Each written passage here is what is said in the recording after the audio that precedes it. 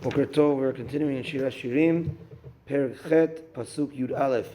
Kerem haya li Shlomo beva'al hamon, natan et hakerem lanoterim ish, yavi befiryo elef kasef.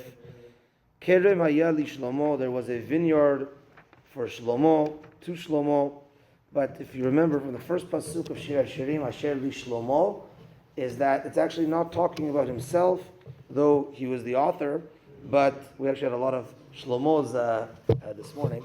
So Shlomo in Shir HaShirim is referring to HaKadosh Baruch Hu, the one who is Shalem, number one, and the one who Zeh She'ashalom Shelo, the one that the Shalom is his. That's also Pirush of Shalom. So there was a vineyard that belonged to Hashem, Beva'al Hamon, the owner of everything. Natan et hakerem lanoterim, he gave this vineyard to the guardsmen, to people to watch. Ish yavi befiryo, a man would bring his fruit, elef kasef, and he'd get in return 1,000 silver coins. So the general explanation here is that Hashem gave his vineyard, which is Bnei Israel, among all the other nations, and he gave it to guardians, the tzaddikim of every single generation. And when the tzaddikim teach us about the mitzvot, ish yavi b'firyo, man will do his fruit. He would learn some Torah, put on tefillin, do mitzvot, and after 120 years, that mitzvah will be like 1,000 silver coins. Rashi explains on a little bit of a different tone. It says as follows, that this kerem, this vineyard, he gave it to Israel, Beval Hamon, and he compares this from a pasuk to Yerushalayim. And he gave this vineyard to originally Yerushalayim to Bnei Israel. But Natan et hakerem lanoterim, throughout our history, this vineyard was given to other guardians, which is our enemies.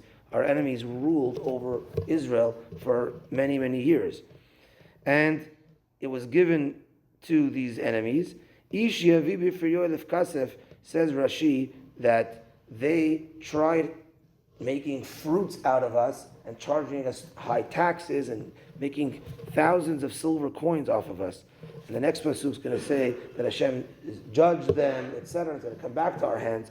But at this point, this is Rashi's explanation to this pasuk, that it's in a way a little detrimental, like our history, that this vineyard was given to the other nations.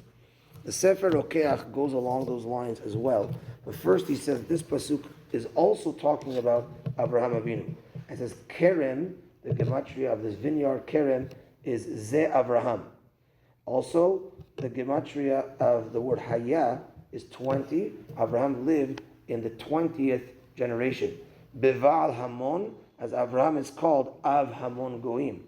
So this was given, meaning the entire Yerusha, the entire inheritance of Bnei Israel, the promise was started with Abraham. You're going to have a nation, you're going to, etc., Yitzchak to Yaakov, that it's going to be Bnei Israel.